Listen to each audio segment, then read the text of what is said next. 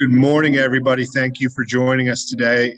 My name is Dennis Wolf. I am the chairman of the board of directors for the DCTMA, and it is my pleasure to introduce Bill Gross. Bill has been a transportation analyst for 17 years. He's worked as a consultant in PennDOT's highway safety section for 5 years and has been working as the ARLE and GLG funding consultant for approximately 3 years. Bill, it's my pleasure to introduce you today. Thank you for joining us. Thank you.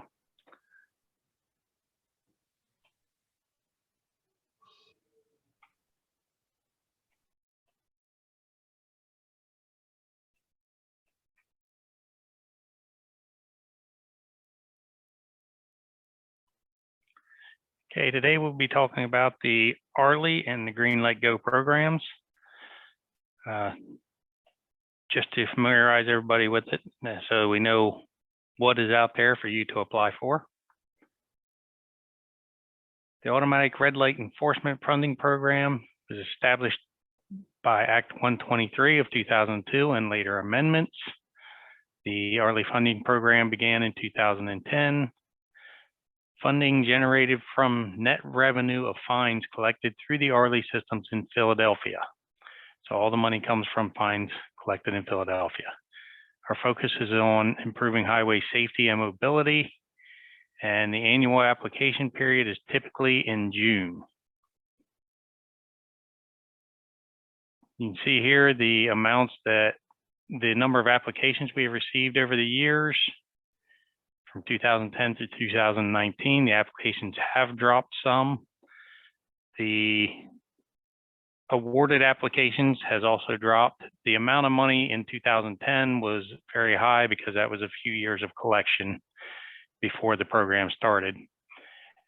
Since then, it's been varying up and down, all depending on the fines that are received. In 2020, there was $8.2 million available to be awarded. We had 123 applications, 16 were awarded to 13 different municipalities. The 2021 ARLE amount is currently undetermined. That report should be coming into us anytime from Philadelphia, and we will be able to come up with the amount that will be able to be handed out this year. For 2021, we are also getting some revenue from the automatic speed enforcement that has went into effect on Roosevelt Boulevard. There's currently approximately $13.1 million available there that will be used in conjunction with the ARLE applications to be handed out there for improvements. On our next slide, we're going to talk about the Green Light Go program. Green Light Go was enabled by Act 89 in 2013 and updated by Act 101 in 2016. There is up to $40 million per year available for traffic signal improvements. That is state funds. It all depends on what the budget the governor puts out there for the budget and what is passed as to what is available for us. Any amount that is awarded, you will have to have 20% municipal match to qualify. The focus is on improving efficiency and operation of existing traffic signals. As you can see here, there are the applications that we have received and the numbers awarded. Year 6 is to be determined because last year the funding was cut. As you can see, our funding went way down in year 5. And then with the whole COVID crisis, some even more got cut and we had to cut back some programs. Our next slide, we give you some of the differences in eligible projects between the ARLE funding program and the Green Light Go program. For ARLE, we're looking at safety and mobility projects at a relatively low cost, traffic control signal improvements, roadway capacity, mobility and safety upgrades, bicycle and pedestrian improvements, local technical assistance program, LTAP projects. For Green Light Go, we're looking at upgrading to light emitting diode technology, performing regional operations such as retiming, developing special event plans, monitoring traffic signals, and maintaining and operating traffic signals. Now, these are not the only eligible projects, but it's a good example of what we accept. This is an example of ineligible projects. For ARLE program, private developer HOP responsibilities are ineligible. Large projects that extend beyond the purpose and intent of the ARLE funding program, such as new roads, bridges, interchanges, decorative street appurtenances, standard preventive or response maintenance. For Green Light Go, ineligible are new traffic signals, routine maintenance, emergency preemption and battery backup, and flashing warning devices. Emergency preemption and battery backup are not eligible as standalone projects. They would be eligible if combined with other projects or upgrades which improve mobility. Project delivery. Fully executed reimbursement required before incurring costs. You cannot incur any cost after the agreement expires. So basically, if you cannot be reimbursed for any work done prior to the execution of the contract. That's something to keep in mind when you're doing this, so you don't spend money before you can get reimbursed for it. For the ARLE funding program, construction must be completed within 3 years after the agreement effective date. All invoices must be submitted to PennDOT within 3 months after PennDOT's acceptance of the project, as in the completion of the project. For Green Light Go, grant funds must be reimbursed by the June 30th after the agreement date. Milestone date set up an agreement to allow that.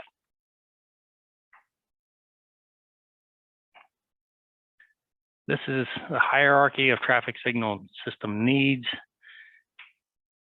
Basically, the point of this is we do not want people asking for small needs, advanced application, or I should say larger needs, high system control and local control when they are lacking in detection and communication. So you need to make sure all your lower levels function before you apply to improve your upper level functions. And here's an example of that. For this one, they requested to add things like PED signals and other improvements, but they didn't include in replacing the poles, which you can see are sagging or leaning. You have signal heads hanging on span wires, a small cabinet over here that the pole was actually mounted in the roadway on. So the idea is fix the bigger problems before you start looking for stellar improvements. You got to get the little stuff done first, get the stuff done first that really matters before you can build on it. More examples of an old signal controller that is out of date that they were asking for newer improvements to this, that the cabinet cannot even improve, can't even hold. They were asking for a battery backup for this system without asking for cabinets and improvements. There's no way you could fit batteries in this cabinet.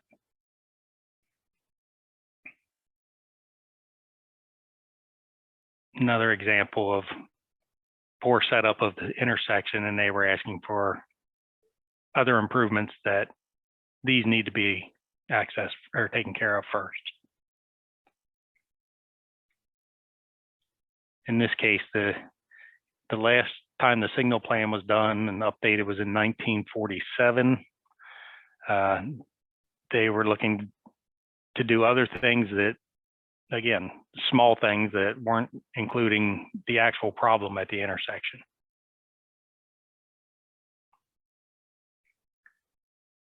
This is basically just a quick run through of the local grant process, applications, selections and notifications, grant agreements, engineering and design, contract bid development, construction, grant reimbursement, and final grant closeout.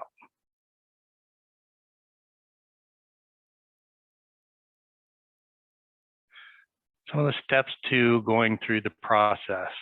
Green light go, step 1, grant application. Scoping form is required. You must work with your local district, get your scoping form taken care of.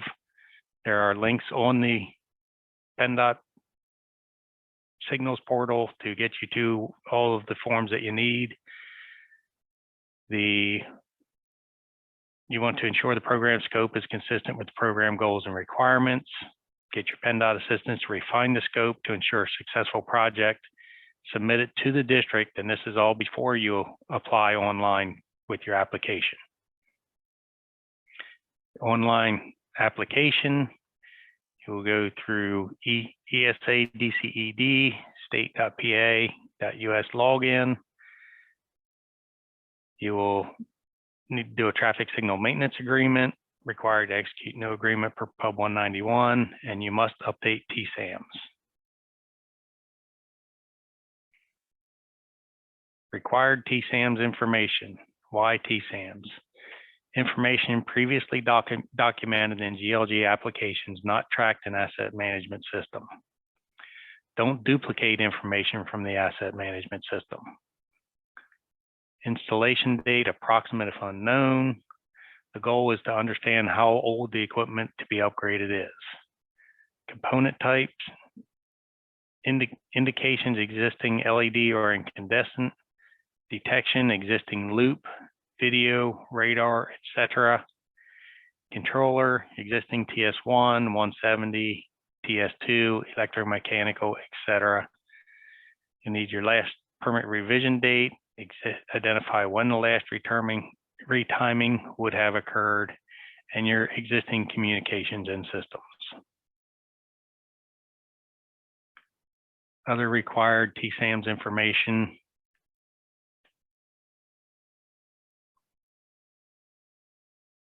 For the ARLE grant application, scoping form is recommended. You want to ensure your project scope is consistent with program goals, and it's pretty much the same as the green light go. PennDOT is use PennDOT's assistance to refine the scope to ensure a successful project and submit to the district. Online application will be handled the same way through DCED, and this requires the entry of a crash modification factor for proposed improvements. Again, your ARLE stuff is based highly on, your scoring is based highly on the safety factor of your proposed improvement.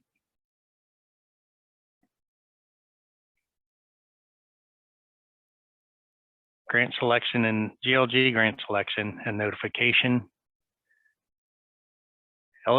Eligibility, review, and scoring. Bureau of Maintenance and Operations staff, we will score and check it for eligibility. Input from traffic signal staff in each PennDOT district. We do reach out to the districts and get their input. Say there are 10 requests in a district, we will have them score those in order of 1 to 10, and the rankings are used in the score. The ranking reviews, the PennDOT executive staff will review it, the program management committee, and the governor's office. Award announcements via press release.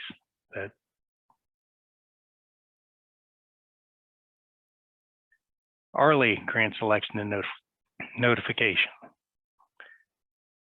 Bureau eligibility and review and scoring is done again through Bureau of Maintenance and Operations staffs, along with rankings from PennDOT districts. And then it will go to the ARLE selection committee. It was established under statute 3116. There are 4 PennDOT members and 4 Philadelphia members on that selection committee. The award announcement will then come via press release. Selection criteria, project benefits and effectiveness, local and regional impact, project cost sharing, maintenance and operations, evaluation by others, other criteria, previous ARLE awards, multimodal, location of crash history, and expected safety benefits.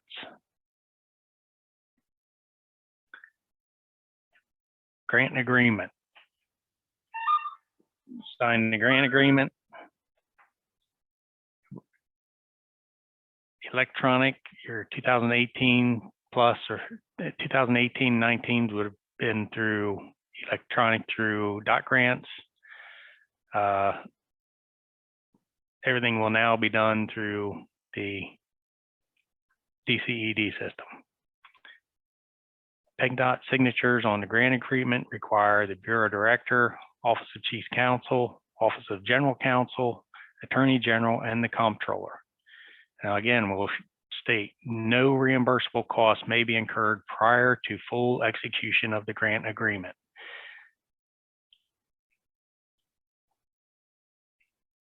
Engineering and design. Perform or contract engineering and design work. Consultant selection requirements.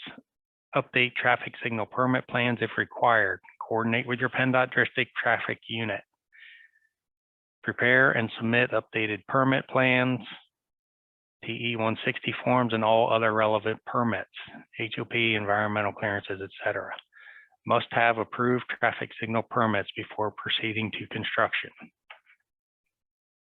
So this is very important to get all of this taken care of because again, we have a 3-year window on these grants. So this stuff needs to be taken care of early so you have time to get the construction done. Contract bid development, follow municipal codes for bidding requirements. You must follow Pub 408 specifications and Bulletin 15. Must follow prevailing wage, specify construction completion date, and 2021 bid thresholds, which I believe I have the wrong version of my program open here, and these need to be updated to higher numbers. They're not much higher. Retain all construction records per grant agreement. Municipality should regularly inspect the contractor work, and PennDOT has the right to perform inspections during construction. Grant reimbursement. You can submit your grants as soon as the costs are incurred, up to once a month. GLG reimbursement based on a local match percentage in the application. GLG requires a 20% match. The municipality can submit to have a higher local match if they would like to. Instructions for reimbursement are provided on the traffic signal portal. PennDOT will close out the grant after final reimbursement, and the municipality must maintain full and complete project records for 5 years after final reimbursement. Top 10 tips for ARLE and Green Light Go success. ARLE applications are due June 30th. Green Light applications, the final due date are typically in January. Applications accepted until 11:59 p.m. on the due date. Provide enough detail, explain the project scope and why it's needed. Don't provide redundant information or irrelevant clutter with the application. Make sure your project is eligible. Review the program guidelines, discuss the scope with your local PennDOT district. Provide required matching funds, 20% for GLG. Be ready to start when executed. Don't let the completion date sneak up on you. Be ready to start engineering as soon as the grant agreement is executed. Develop project scope that can be delivered within the agreement timeframe. Don't ask for toys. Solve a real documented problem. Identified needs and comprehensive plans and capital improvement plans are ideal. Don't just look for ways to spend free money on things you don't need. Do your own work. Identify projects based on municipal needs. Be aware of consultant conflict of interest requirements. Application forms are simple and shouldn't require outside help. Recommend engineers prepare your cost estimate. You feel free to contact us and ask questions as you prepare your application. We can help you out if you get hold of us.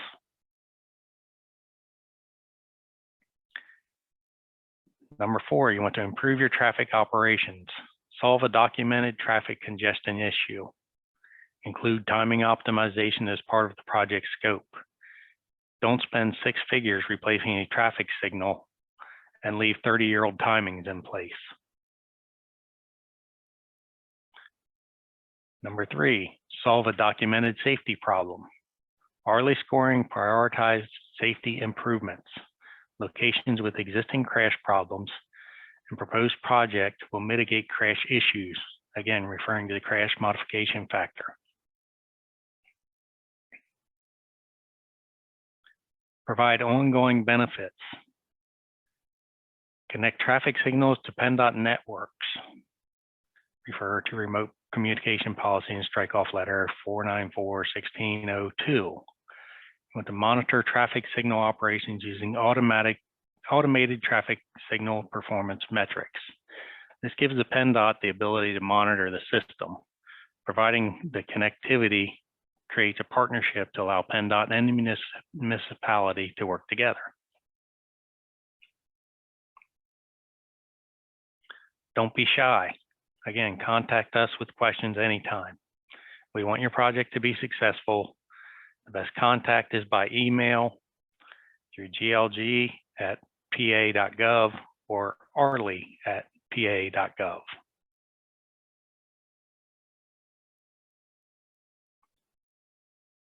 Notices for application periods will be posted on the traffic signal portal at www.state.pa.us signals. They are also published in the Pennsylvania Bulletin. You can subscribe for updates on the traffic signal portal. There is a link that will take you, looks just like this one down here. Click here to subscribe to traffic signal portal blog posts. Then you will be notified about the opening of the application periods. And that is it for the presentation. You can see here, Steve Gold is in charge of it. Michael Senti just joined us. And then you have myself, emails, and the website where everything can be found on the Signal portal.